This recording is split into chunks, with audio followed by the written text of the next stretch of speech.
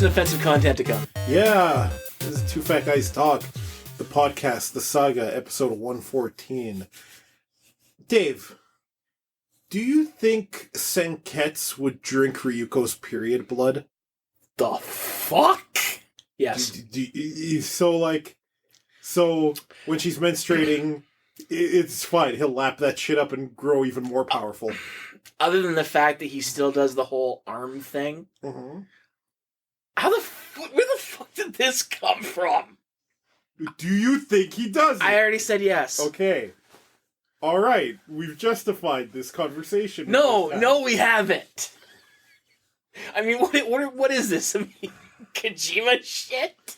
Now, in the end, when Ryuko has become her own life fiber being, does her own body just suck it back up? Okay, maybe we should stop here. I don't like where this is going. Neither do I. I mean, you're hitting full Kojima here. This is full Kojima right now. It is, isn't it? This sounds like something that could be in Death Stranding, the newest game by Kojima Productions and Sony.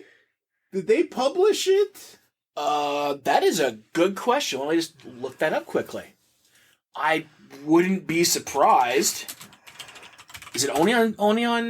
It's only on PlayStation 4. And it's been at the last few Sony shows at their not E3 thing. One of the few things they've actually had. Yeah, published by Sony directly. Which isn't surprising. I mean, Sony wanted that game from its very inception if they didn't pay for it in the beginning. Well, yeah, the Kojima name comes with a lot of prestige and also a lot of associating with Sony. And it's a system seller. For those, like, 5 people who don't already have a PlayStation 4. I will admit that PlayStation 4 Pro, the Death Stranding one, is pretty fucking cool. You know, as someone who does not really want to play Death Stranding, who wanted to play it and then doesn't anymore, and maybe we'll come back around, who knows, I still want that thing. I've kind of lost any affection for the specialty consoles because it sits on my shelf. I mean, this isn't a poster you have up on the wall or anything. It's more for the controller. Okay, I can understand that. Sure, absolutely. I get it. Like the Diablo 3 Switch that I got, because I play that in portable mode most of the time. Yeah. I enjoy that, and also the dock is in a position where I see it at eye level. And then that's totally acceptable. I mean, mine doesn't undock. Like the PlayStation really? 4, the PlayStation 4 I got was the Destiny model. And so that was the white PlayStation 4. Right. And the main reason I wanted it, after realizing Destiny sucked, was because I wanted. Yes, I know it's still terrible. Is because I wanted those white DualShock 4s, which were amazing, which were only available in white with that system at the time. That's right. I mean, I get it. I turned in my original PS4 to get the upgrade credit with GameStop to go to the Pro. Yep. And it was actually worth it, so yay. Mm-hmm. But back to Death Stranding. Let's start this one off there, seeing as we're talking about it. Now, you haven't played it, right? I haven't played it. I have also not played it, and I have no desire to. Me neither. I kind of want to watch. I probably will at some point watch it being played. I don't know if it'll be Liam or someone else. I'll probably watch a Let's Play of it. Yeah. But this was a game when it was first announced. I was like, nah, fuck it. I don't care for Kojima storytelling and any Kojima game that doesn't have Revengeance in its title. So, yes. I don't care. At some point, I started to come around and be like, I'm kind of digging this weirdo thing. And then it died off recently. And I'm like, yeah, no, fuck it. It's going to be weird and strange. Kojima's going to touch on, he's going to make some important, poignant societal observations. But he's also going to have that in an exposition-filled, droning on mess of a story that I want no part of. So I'm content to just watch it all unfold in front of me. I mean, the game has the star power. I'm with you. I loved Revengeance. I also did like Metal Gear Solid 5. I mean, the shooter mechanics and everything else in that were just solid. Haha, solid. But before then, I'm not a Metal Gear fan. I mean, the last Metal Gear game I liked outside of Revengeance and 5 would have been the original NES one. Otherwise, I didn't give a damn. Death Stranding, it let me put this together in a better way. Ultimately, I thought that I would probably be interested in the world, but the characters and situations that were going on would bore the living fuck out of me with its mechanics and gameplay. And funny enough, I've read reviews that basically stated just that it is a game that is less than the world around it. Mm-hmm. That it's... I think one review actually said that Kojima was trying to make a fetch game. That was the Polygon review. They said that the first 10 hours sucked, the last 10 hours sucked, and the middle was fascinating and the game really clicked for them. And part of what they described is a very neat multiplayer mechanic. I kind of dig single-player games that have kind of discrete background multiplayer things happening that you don't need to be connected to the internet for, but if you are, you get some benefit having done it. Like, when you build something in the world to help navigate it, it will appear for other players, and their stuff will appear for you, for example, in Death Stranding specifically. Or the whole world invasion thing in the Dark Demon Soulborn games, right? It's kind of a neat mechanic. Now, I know you weren't a fan of like Journey and the games like that. Not a fan. But, no, I get it. I mean, Journey was made... The experience was actually increased when all of a sudden somebody would just appear in your game and start floating around. You couldn't talk to the person. You could signal them, and you could do stuff with them around it. And here's a spoiler for that game, if there even needs to be a spoiler warning for it. I mean, if you get to the end and you actually have one or two players beside you for that ending, it becomes way more emotional because you're always the last one to die. So you're going along in the snow, and all of a sudden, one buddy falls and passes away. You and your buddy are now continuing on. He falls, and then finally you fall, and the whole rebirth idea to that game, it's made more poignant by having those people pop into your game. Nier Automata has a big example of it, where you can sacrifice your save file to help someone get the true ending. Yeah. It's kind of neat, the experimental things. And Death Stranding seems like it embraces that. That's kind of cool. The thing about Kojima is that he has no shortage of ambition.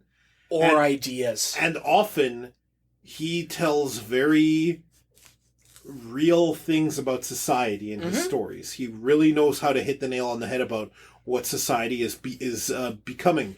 You go back and read some of the dialogue about the Metal Gear games and why the bad guys do what they did, and they're concerned that society is becoming a lot like what 2019 has become.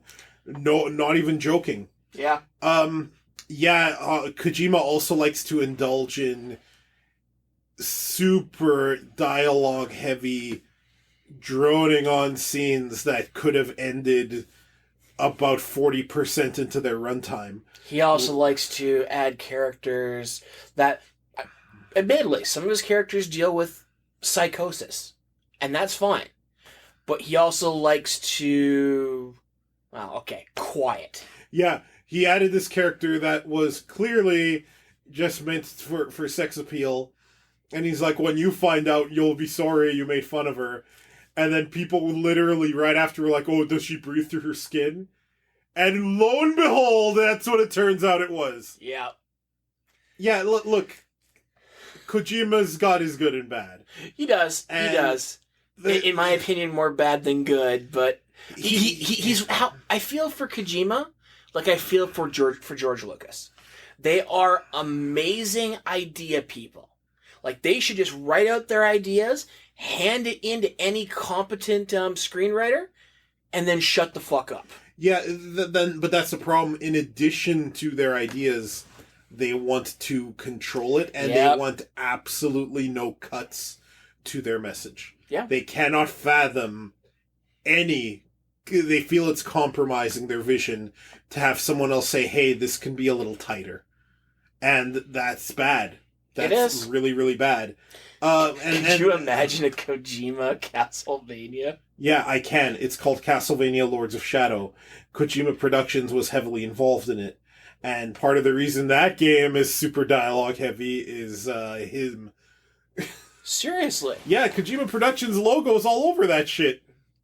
You know, I've never looked at the cover. Hell, the reason that Gabriel Belmont looks the way he does is because they originally made him more barbarian-esque, and Kojima went back to them and said, nobody's going to relate to him. He needs to be more beautiful. So they redesigned Gabriel. Now, let's be real. The final Gabriel design is really cool. It is. Let's be quite honest with ourselves, and but still. Again, the Lord of Shadow games had great ideas. There's some legit good stuff in the first one anyway. I did not play the second. Same. I was not interested. But there's some legit good stuff in that first one. And some of it probably came from Hideo Kojima. Oh, and I am not... Look, I'm not putting Kojima down in this case. He's just not my cup of tea. He doesn't make the games I want to play. He's not bad. Oh, yeah. I mean, it's not like we're talking about Bethesda here. Speaking of Bethesda... Segway for the win! Did we... In our last podcast, I don't remember, did we talk about their $100 per year subscription service for Fallout 76 called Fallout First? I'm not... Yeah, stall for time harder, Dave, as you read the description of the old episode. Now, here's the thing. Anyone listening at this point... No, we couldn't have, because that was October 10th, before. Well, okay, so that's like the bare minimum bit of information you need to know to get to where we're going. So yeah, there's a really expensive premium subscription service for Fallout 76 called Fallout First, which is supposed to get you a whole bunch of benefits like private worlds for you and your friends, unlimited stash space, special perks and icons and flair, and so much more. And now we get to the present. So Fallout First, in addition to costing $100 a year at its highest level, which is absurd. Yep. That is Mario Kart Tour absurd. No, I think actually Mario Kart Tour is actually more reasonable. Yeah. That's crazy. It is.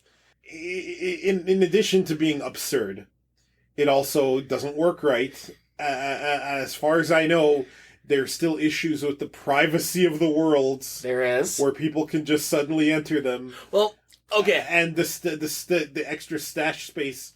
Oh yeah, it's definitely bottomless. It's so bottomless you'll never see your items again. It's like literally throwing your items into a singularity. Pretty much. So let's go in a little more detail on these. That's the bare minimum that you need to know about those issues. So, for the privacy of the servers, the reason why it doesn't work, and again, we have great Bethesda quality control going on here. Anybody who you've ever traded with, or are friends inside Bethesda's Fallout 76 universe, as long as they can see you're online, they can join your private server. You have no control to stop these people. They don't just drop in willy-nilly. Gotta give them the bare minimum there. The infinite scrap box. Now, Bethesda told us, and yes, I own the game. I don't know what the fuck I was thinking. They told us from the get-go that, we can't have you have a scrap box or an inventory system that can hold thousands of items. Because, and to quote here, it will crash the server. The server can't handle it. But now, if you have your own private server that you're paying for, you can get a scrap box that holds infinite amounts of scrap. Except, as you mentioned, it holds infinite right now because it eats all your fucking scrap, and you will never get that back. Bethesda has gone on the record saying, oh, your scrap is there. It just, for some reason, does not bring up the pointer saying that it is there. If you go and craft something, it will find it. Except it doesn't. It is infinitely large. It's infinitely massive. It's so infinitely massive that the gravity collapses in on itself.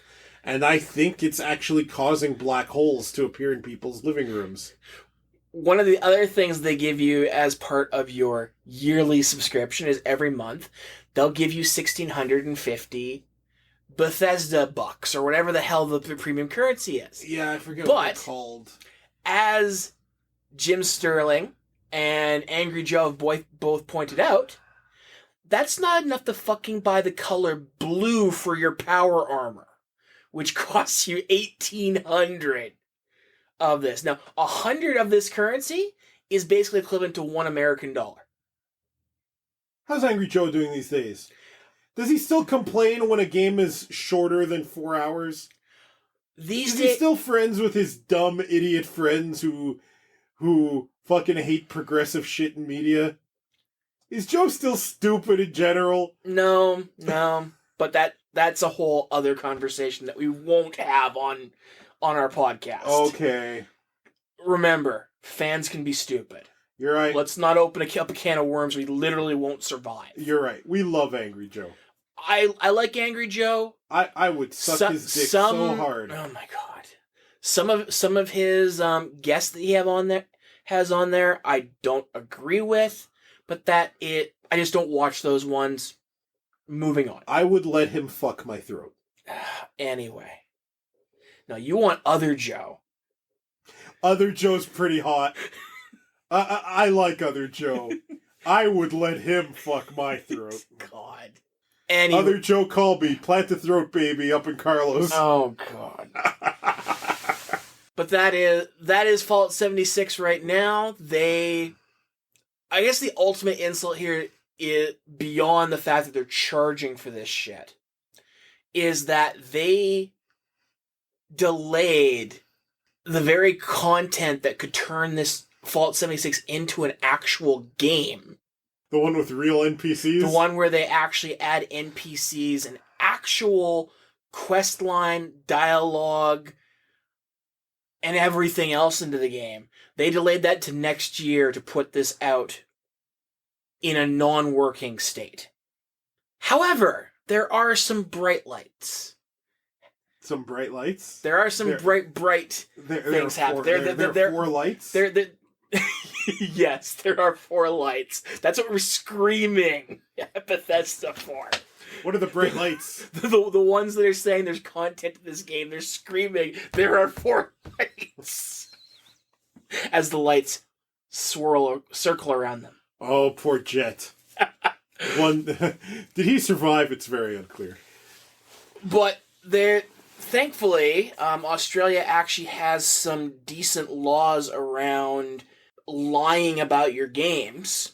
And they have forced ZeniMax, Bethesda's parent company, to not only give refunds to anybody who requested it between the launch and June 1st of 2019, but they've also, basically by doing so, made them admit that they launched a game that basically lied about its content. Yeah, it should be fully recalled. As I've mentioned before previously, everyone deserves their money back. And every person. For those that listen to our podcast often, it may seem... What are you doing?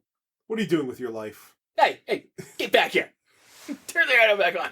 Right, sorry. Other Joe, call me. It may seem like we're talking about Fallout every single time, but I mean, last time we talked about the Fallout mold helmet. That was on the last one that we talked for.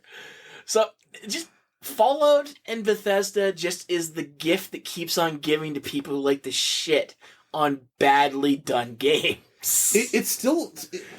It was so stupid when Todd Howard came up at E3 and was joking about the whole thing as if somehow his company doesn't owe every Fallout 76 purchaser their money back, which he does. What Australia did was correct. American Canada should do the same thing. This game needs a full recall. It won't happen. And because of that, Bethesda will not make up for it. They'll keep fucking up. The one success that ZeniMax had in that lawsuit, though, is if you hadn't previously asked for a refund that was denied, you again, it was from launch to June 1st. If you didn't officially requested a refund between that time period, you don't get a refund. That sucks. It definitely should still that was a win in their favor, because it should just be a blanket. Yeah, we done fucked you. Here's your money back. Yeah, unless they pull a Final Fantasy 14 Realm Reborn, they really should give that money back. Yeah. Yeah, and it doesn't look like Fallout 76 is going to do this anytime soon. No, Bethesda... I'm just very glad that Bethesda is just the publisher for Doom Eternal. Because if they were making it... They're still a publisher, though, and publishers can exert a lot of power behind devs. And it's very rare that a publisher will let a dev put out their best work. Very rare that a publisher doesn't immediately look at the short-term gains they could potentially have by rushing things. And when you do get that good relationship, at least for now, it could turn sour, but at least for now, you get the Outer Worlds, which you have been playing quite a bit of, and I want to play, and friends have been playing, and I've seen a lot of footage of, and man, I really need money to buy this game. I mean, the Outer Worlds, Bethesda was, in a lot of people's opinion, scared of Obsidian's Outer Worlds game coming out. Because, I mean, right from the get-go, their first release trailer basically outright uppercutted Bethesda, saying, we're the guys who made the original Fallout, or rather, we have the team members that made the original Fallout games. Fallout 1 and 2, Fallout 1 and 2. Actually still really good. We made Fallout New Vegas, which was the best 3D Fallout game. I have heard this. Even though Bethesda... It's the only Fallout game that was made by a third party. Bethesda's gone on the record saying they will never outsource a Fallout game again. I'm sure it'll take a couple years for them to break that promise. But they forced Obsidian to rush the game out in like a year and a half when they needed like 3. It released buggy, yes. But Obsidian did their best to fix everything. And it is arguably, it has the best storyline, it has the best characters, it has the best combat system. I mean, they were forced to use fucking Bethesda's engine, which is ancient in everything that it does. But yeah, no, like, the Outer Worlds, right from moment one, kind of captures the feeling of the old, good Fallout games. I mean, you're woken up out of cryostasis by a insane... Okay, not insane.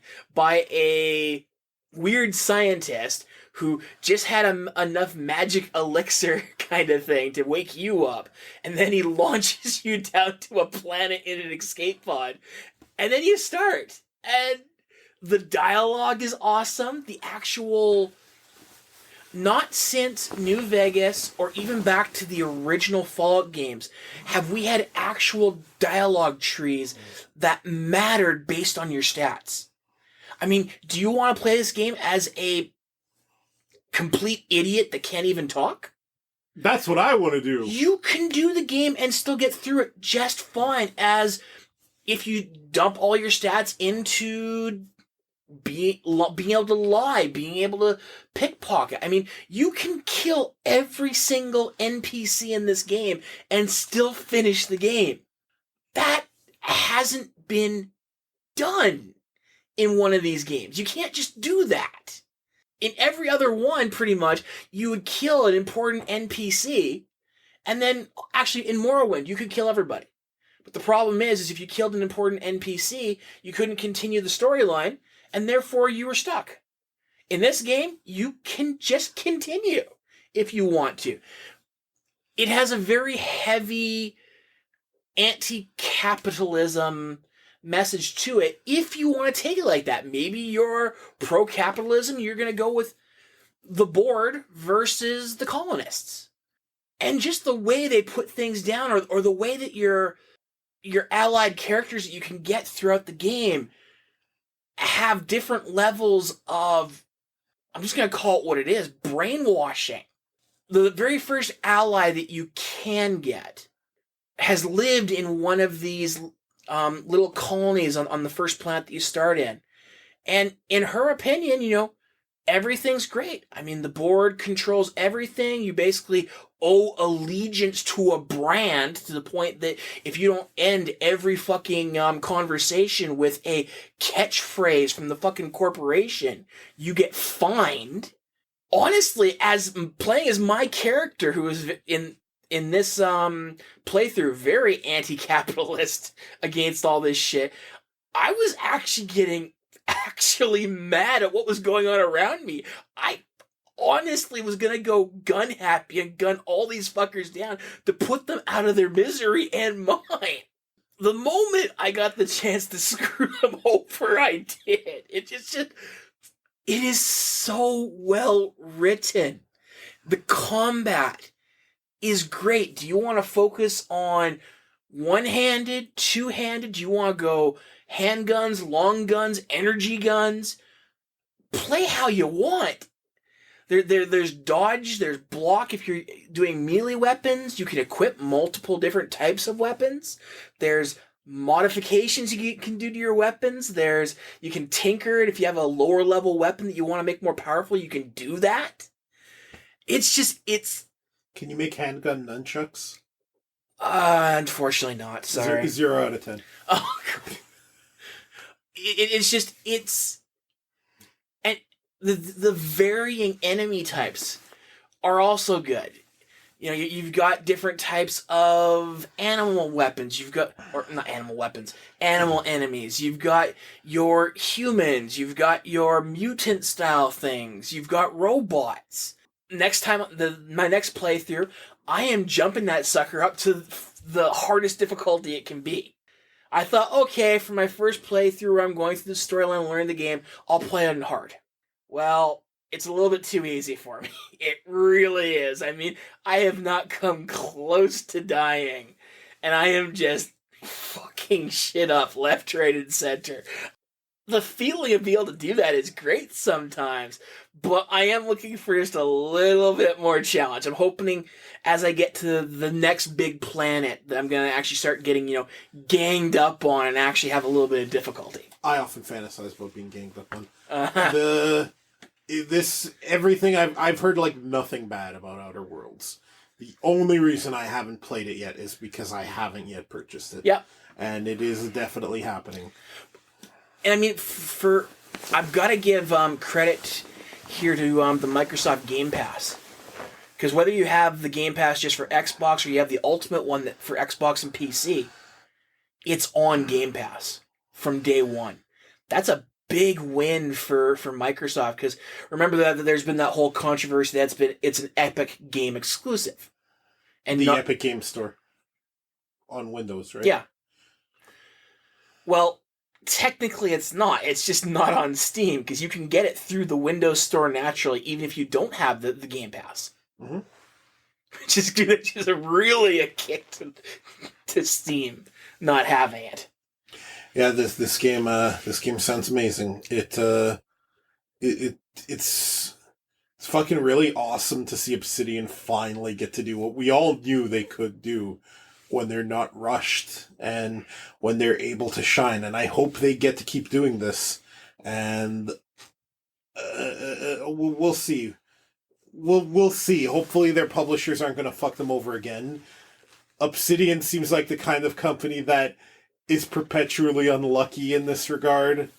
I mean, obviously, well, no. Who actually published? It's 2K, I believe. Publisher's private division, actually. It's not 2K. Oh, but isn't Obsidian owned by 2K now? Now, Obsidian itself may be owned by 2K. No, wait. Obsidian got free of that. Oh, okay. Okay, disregard. Actually, we're both wrong. Obsidian was bought by Microsoft at E3 last year. Oh. At the last E3. So is Outer Worlds not on PlayStation? Outer Worlds is on PlayStation, but it's also on Nintendo Switch. Well, it's coming to Nintendo Switch in 2020. It was already announced for PlayStation 4, so why would they Microsoft hold them back from releasing on PlayStation 4? Yeah, that's right. You wouldn't throw that work out the window. Mm-hmm. But under Microsoft seems to have learned a little bit from its habit of buying developers and then shutting them down because they didn't, or shutting their games down. It's more like Microsoft is bringing people in, giving them funding, and saying, we're not interfering. So far, at least. Microsoft seems to have learned from that to get their hands off of their developers. For now, definitely. It just takes one change of management. Yes. Or one exec to be like, nah, back to the focus on short-term stuff. Crunch all those devs. Make them make us the most money. Because, I mean, the developer that I would be the most scared for would be Double Fine. Yeah, Double Fine. They got purchased by Microsoft. So... And even there, Double Fine's Psychonauts 2 will also be on PlayStation. Yeah. Like, really, I can see Microsoft now telling their developers, okay, well, no more PlayStation development. On the other hand, they might just not. They freely publish games. They call themselves a Switch third party, and they are. Which is hilarious. I honestly don't see them minding being a Sony third party either, to be quite frank with you. Yeah. Granted, I would hope that if they did that, they wouldn't start holding back modes like Activision does with Destiny between the systems. But, I mean, I'm not going to go after them for when they haven't shown any ill will yet. Yet. That's a giant, bolded word. Yet. Speaking of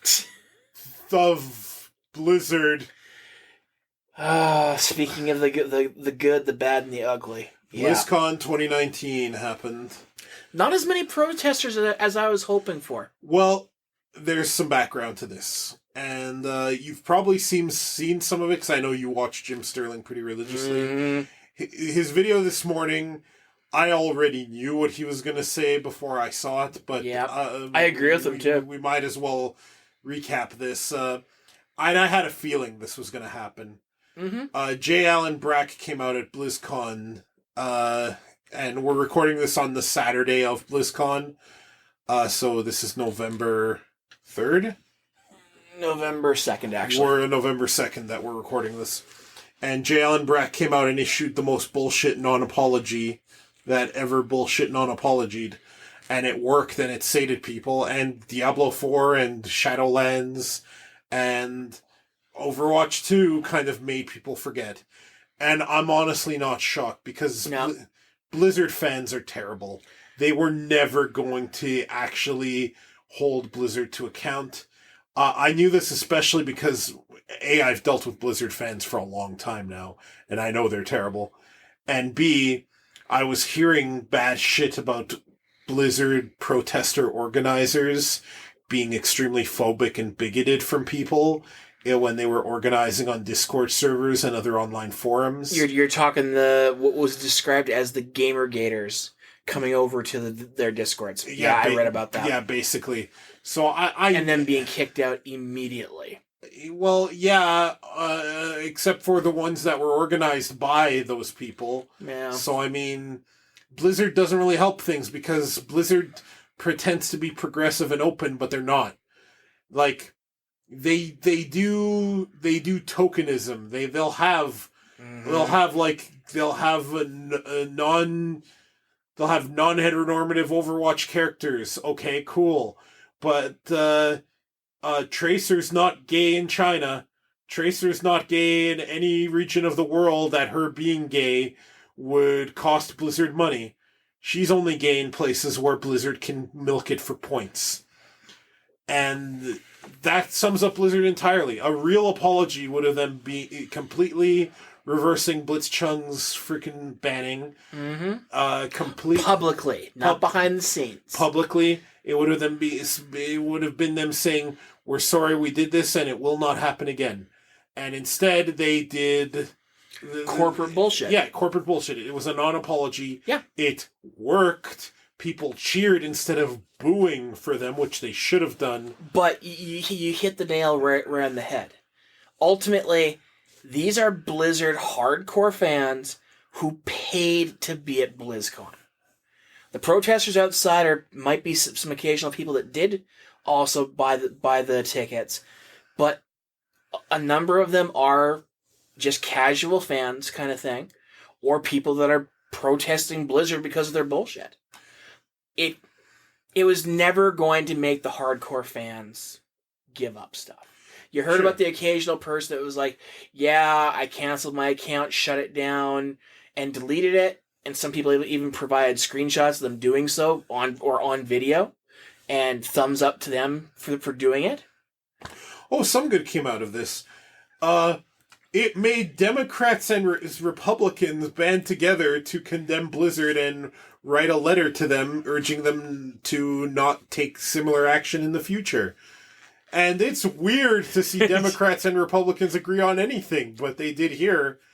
The elimination of free speech is one of the few things they can agree on. But then I knew this was going to happen. The problem here is that the moment this became about eliminating free speech, I knew that the people who were condemning Blizzard were going to just fail. Because in people's heads, hate speech is free speech.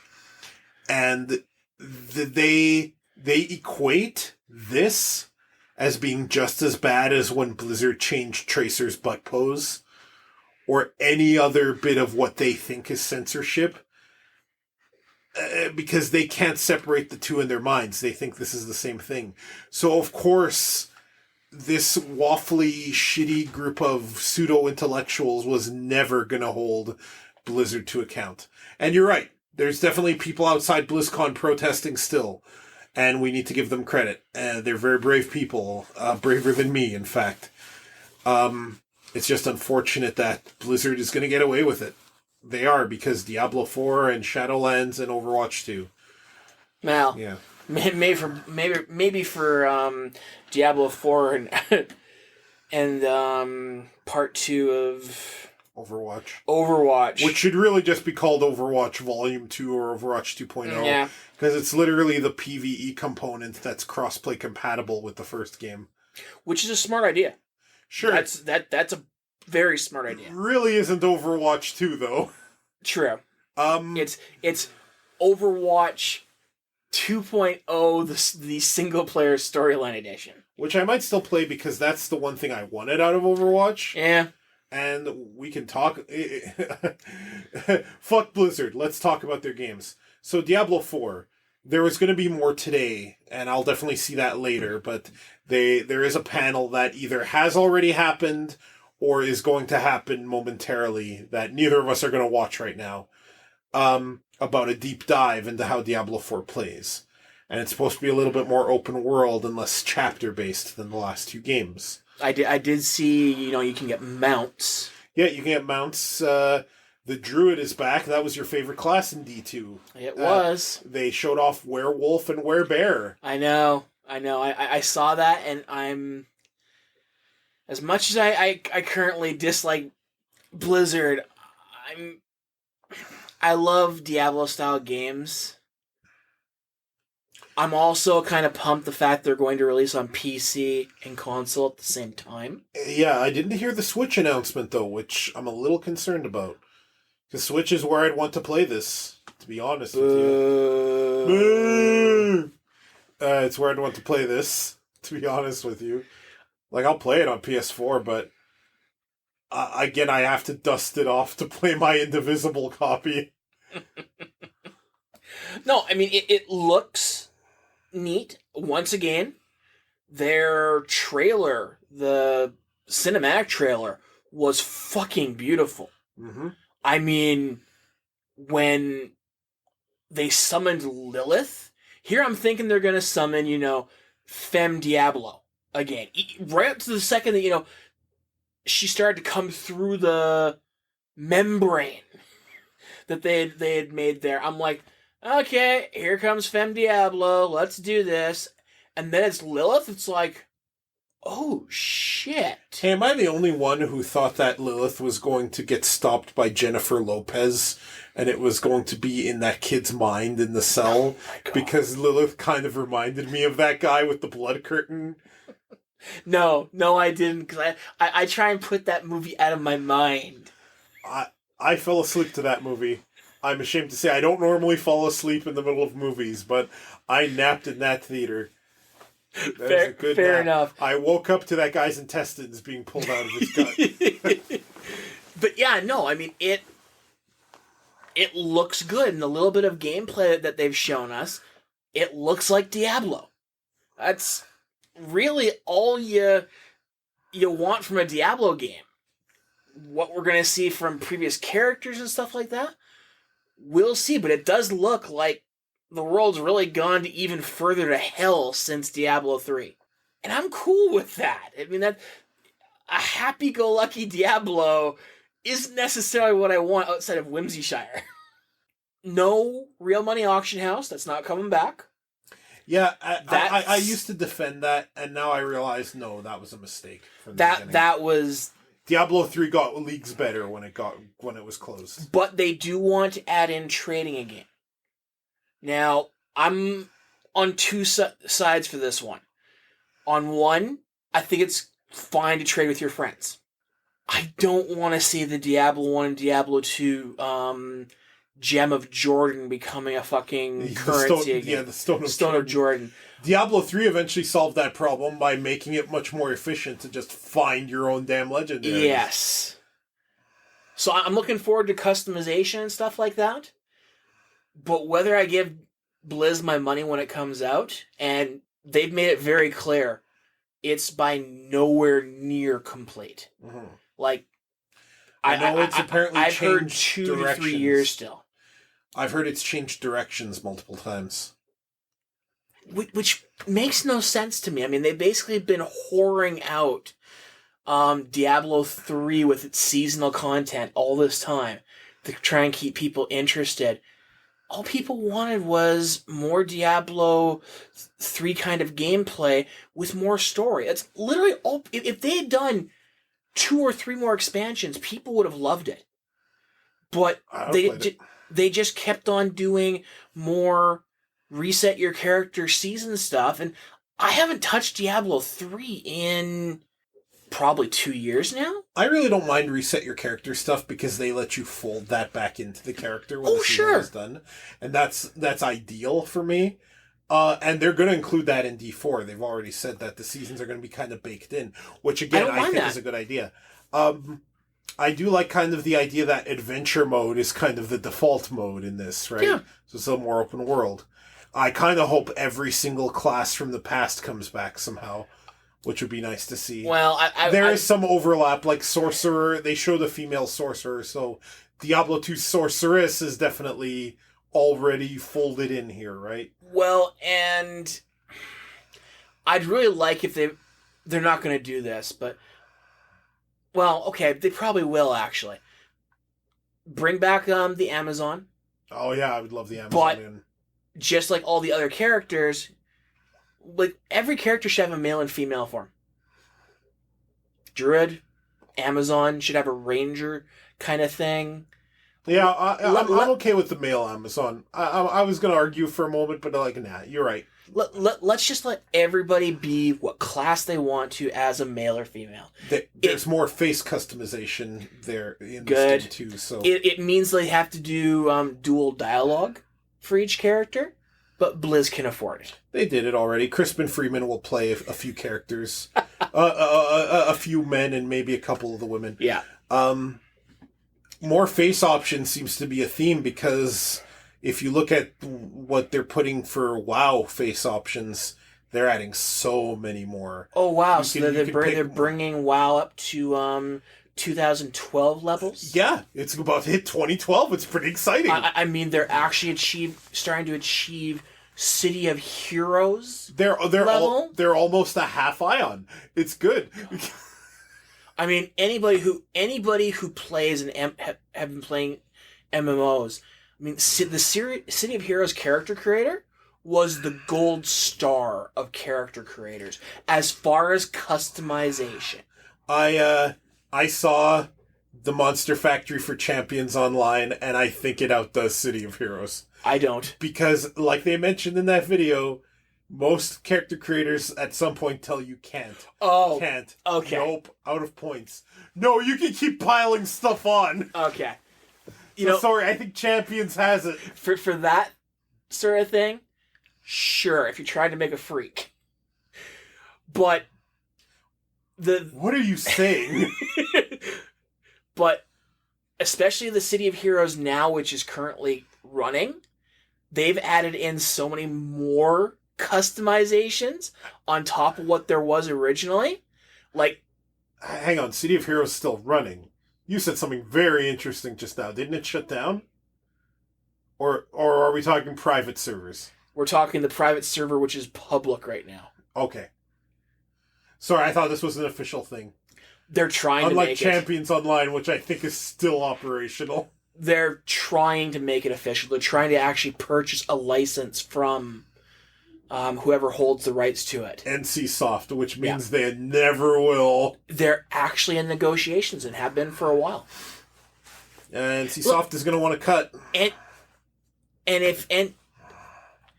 a friend of ours that we've worked with before, I won't say his name, said a long time ago that if NC Soft was smart, seeing as they hold the official rights to the actual games and characters, that if they threw out private licensing for like 4 or 5 player servers at $200 a pop, they would still be making money off of these licenses. I mean, I would fire an Auto Assault today if I could buy a server license to it. You can actually connect Neverwinter Nights to MMO-style environments that people keep running.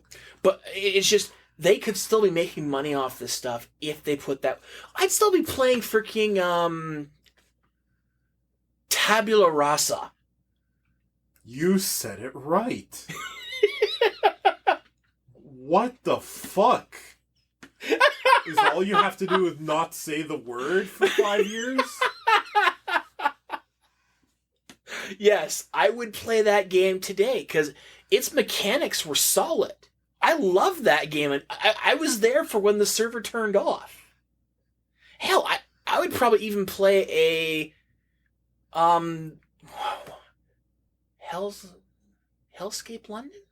Hellgate London. I mean, Hellgate London, even then, was a fine single-player game, I thought. I have nothing against Hellgate London. I just thought that their monetization of it was wrong. But anyway. What were we talking about again? Right, facial customization. In Diablo 4, we kind of went off on a tangent. Wow, we went down memory lane. Speaking of memory lane, Dave, are you ready to invade the afterlife in World of Warcraft? Okay. Are you ready to raid Heaven's Gate, quite literally? So, Heaven is currently open. Okay, so, yeah, let's shift to WoW here, and I've got a tiny bit of anger built up over this one.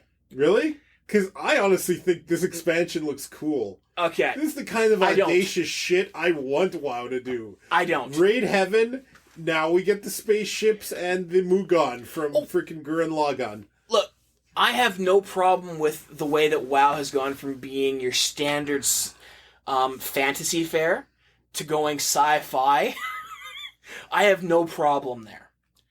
So, let me get this straight. Sylvanas couldn't fucking solo multiple normal guys during the last expansion, but she solos the fucking Lich King. Now hang on. We need to clarify this. This is not Arthas. This is Bulver Fordragon. Yes. Who is not as good a fighter as Arthas. True. In addition, Sylvanas, and she's been building this for 2 expansions now, has some kind of weird, freaky deaky death magic nobody knows about. That's obviously gave her the edge. Because if you watch that fight, she was losing until she had to rely on that. I still don't like it. I would have preferred if, she had actually shot the helmet and that caused it to blow up on his head or something. At least I could justify that. Not outright kicking his ass, taking the helmet, and then shattering it with her own hands. As cool as that whole thing is, from a character standpoint, that made me mad. It's rule of cool. Rule of cool always wins. Fuck Blizzard's rule of cool. Sylvanas. I also... If she's going to shatter the Helm of Domination, I'm just mad she didn't use her teeth to help. Like, I don't know. You know shit's bad when the Lich King's like, oh fuck. Oh, this is bad. Now... oh no, the Lich King done goofed. Here's my other problem with what they're doing here. I have no problem that we're going to another Shadow Realm in another fucking MMO. This seems to be the last 2 years every fucking MMO has had Shadow in its fucking title for its expansion. There are some Shadowbringers parallels. There's even a Palace of the Dead style tower in this new game. Yes. That you can do solo or with a group that scales, which honestly looks pretty cool. Well, I love the ability to do solo endgame stuff. And I gotta say, this expansion does look like they ran out of ideas and are trying to copy pretty heavily from Final Fantasy XIV. I would argue that they've been building towards this for 2 expansions now, but it's just coincidentally so similar. It is. Now, here's where I think things are going bad here. They've shown us some of the realms that we're going to. Yeah, huh? Gee, thanks. These realms look so fucking generic that they're pathetic. And I know why. China. Because... Hang on. We just want to remind any Chinese authorities listening to this that if you need me to betray Dave, I'll do so in a heartbeat. Take him and do the whole Red Dawn thing. What was that movie? That movie where that American guy was tortured by the Chinese? Don't know. Yeah, do that to him. Leave me alone. I'll betray Dave listen, to China let me make this real easy for that. Fuck China. Fuck the Chinese government.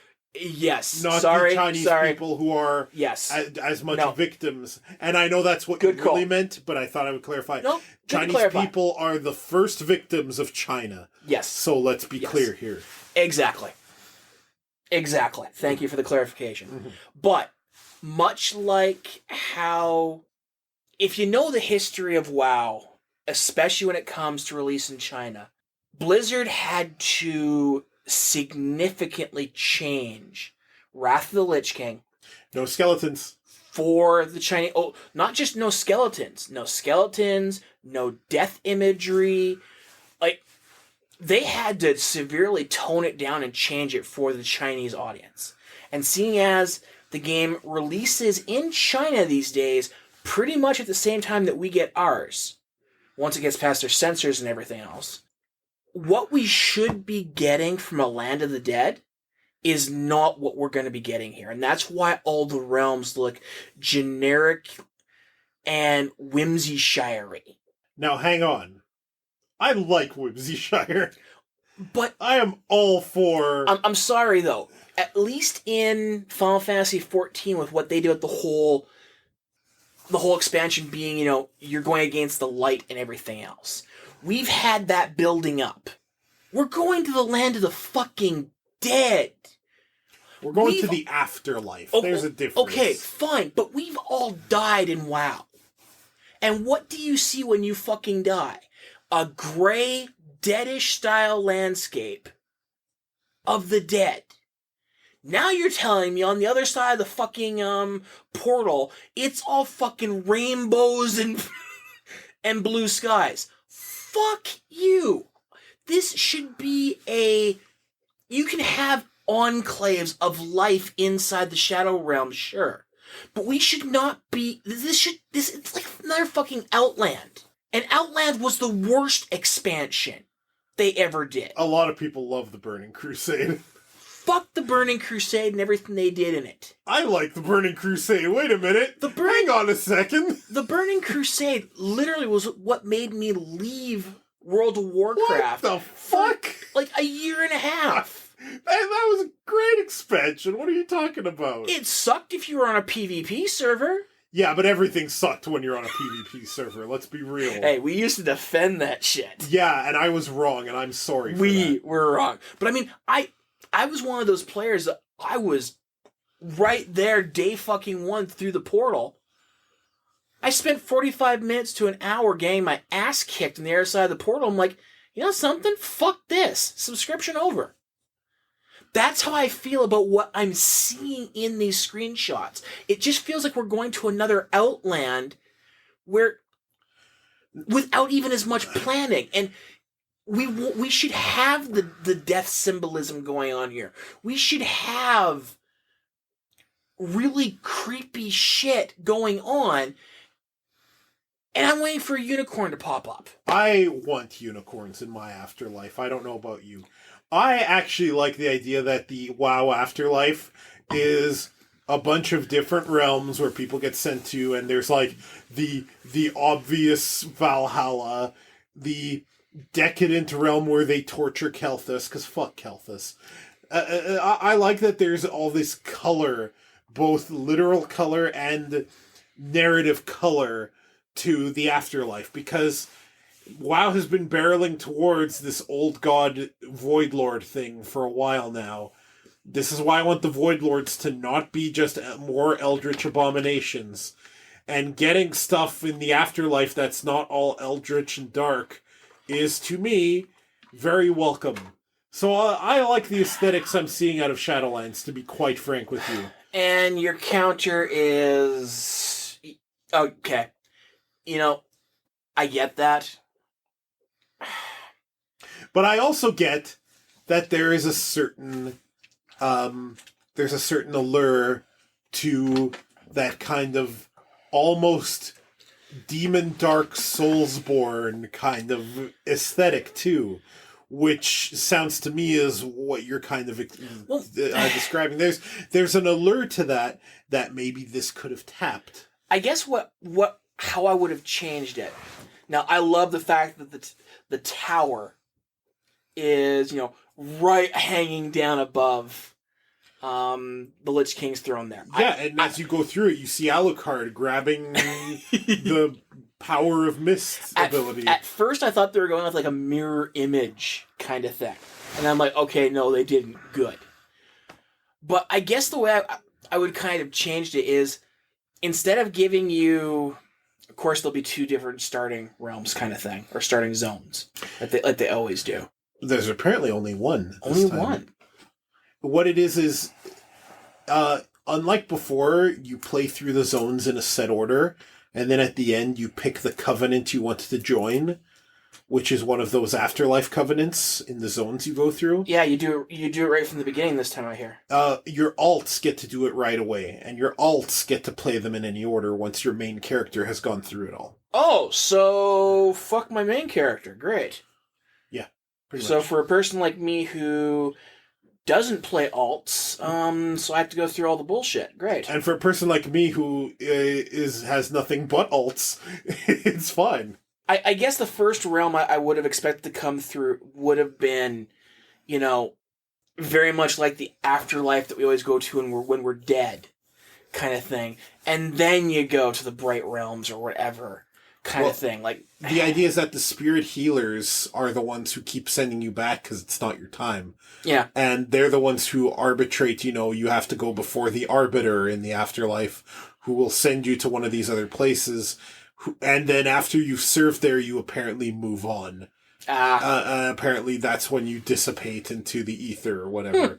But what has happened is apparently ever since, for a while now, thanks to Sylvanas and her plan, people have been being filtered directly to the Maw, which is where the jailer is, where that tower is. Yeah. And that's not supposed to happen. Everyone in Teldrassil went there when it got burned, apparently. So part of this is a rescue mission. Oh, wow. Okay. Well, you've definitely got more details than I do. That actually sounds kind of cool. Not that I'm going to come back to WoW ever. I'll get the itch again, and I'll lose the itch again. I know it will happen. Me trying to say it will never happen would be a lie. I've managed to keep from getting the latest expansion, and Battle for Azeroth? Yep. And so far, that itch is still dead. Yeah, but it's still fun to follow the story. And and that's why I send you these, because I know that you're interested in the story. Because eventually you'll get a Warcraft RTS again. It will one day happen. Well, Warcraft 3... No, I mean 4 proper. One day you're going to get one that takes place after the MMO. Yeah, when the MMO is finally not getting any more expansions. Though, we were wrong. We thought this expansion would lead to the Horde and Alliance being no more. We still have more details to hear. There was a deep dive panel today that I didn't see yet, so... Okay. This whole Covenant thing definitely seems like a faction type thing, but... Oh yeah, let's break everybody up into 4 now. Yeah, that makes a lot of sense. Yeah, so we have lots to talk about everything that we hate from Blizzard for. Yeah, no, I guess that just goes to show we've been with these games for so long. I mean, Blizzard used to be one of the most respected companies. So was Bethesda. I've been harping on Bethesda for a long time. You've been harping on them for a long time. I've been pointing out the fact that they're a shitty dev for a long time. I mean, as much as I enjoyed Fallout 4, thanks to the modding community mostly, even with the advent of Fallout 4, I came around on that. I was no longer completely on Bethesda's side. With Fallout 76, it's only the hardcore of the hardcore Bethesda fans that are really defending them anymore.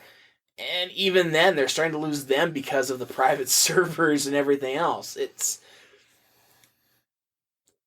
Don't idolize any of these companies, because in a heartbeat, they can lose it. No, they don't care about you. They don't care about you. They will do the bare minimum and squeeze you for every dollar you have. Yeah. And sometimes you get like higher end execs and stuff, like the people at Microsoft who wanted to make the adaptive controller, or Nintendo CEOs who cut their own salary to apologize. You know, like you sometimes get this happening where people with power do the right thing, but you can't count on that. There needs to be rules. Mm-hmm. And there aren't. So, yeah. BlizzCon! Do we have more? Well, I mean, I've told you what I've been playing. What have you been playing? Oh, shit. We're doing this rather late. We jumped right into the main topics. Tetris 99, Classic Doom, the Mega Man X Legacy Collection, including the X Challenge mode and replaying the old games. That's it for now. I want to play Outer Worlds. I think we talked a bunch about River City Girls last time. You and I played a bunch of it now. Yep. Great game. We could play it for hours and not get bored. Recommend River City Girls a great deal. Yeah, that's about it for now. Now, I mean, outside of the Outer Worlds, I'm still playing Code Vein. That's right. And Dark Souls. And I gotta say, best version of Dark Souls I've ever played. Not just from a gameplay standpoint, but, you know, you've got another person along with you playing. You can play human, just like Dark Souls, have somebody join your game, but you can also actually just have an NPC along with you that will help you fight. Cool. And just that and the dialogue that you get and the storyline has kept me interested way longer than any other game other than Bloodborne, the second best Dark Souls style game that I played. And just being able to mix things up with the different blood codes that you get, the different abilities that you can mix and match and everything else, has made that game awesome. And the fact that this game actually acknowledges other colors other than gray, black, and red is a nice change of pace from your... I said red. Because like the last area that I went into was this massive labyrinth cathedral outdoor area that I swear when I got to it, it was almost too bright on my screen. It's like, holy crap, tone down the white here, guys. But the game is also kicking my ass. And other than the occasional getting pissed off, granted, it's been very fair, which I never really felt that Dark Souls captured the same way. There's definitely a market, and you see this a lot for Soulsborne style games that are Soulsborne at their core, but they give you some extra tools that make managing it easier. Mm-hmm. Like you're a ninja or an anime guy. Yeah. No, I'm glad you're having fun with that. I'm just amazed that Namco Bandai managed to put together a Dark Souls game, and it was good. It's Bamco Nandai. Say it correctly. Or Bando Namkai. Take your pick. No, I will use the full name. You were right during our fall video, by the way. I did say it wrong. That's about it, isn't it? I think we're good for that for now. Okay, folks, thanks for listening. Cue outro. As always, thank you for listening to Two Fat Guys Talk. The Sword vs. Moonrod art is by the talented Red Caliber. Links to her Twitter, her store, and her webpage can be found in the episode description. Music tracks used were Bit Bit Loop and Good Nightmare by Kevin MacLeod, found at freepd.com. Be sure to visit our site at animerave.xyz for more of this podcast, and for Carlos and Dave Animerave, the best anime review show on the internet. If you like what you heard and you can afford it, help keep us going by becoming a patron via the Patreon link on our site. If you can't afford it, no worries. Just spread the word.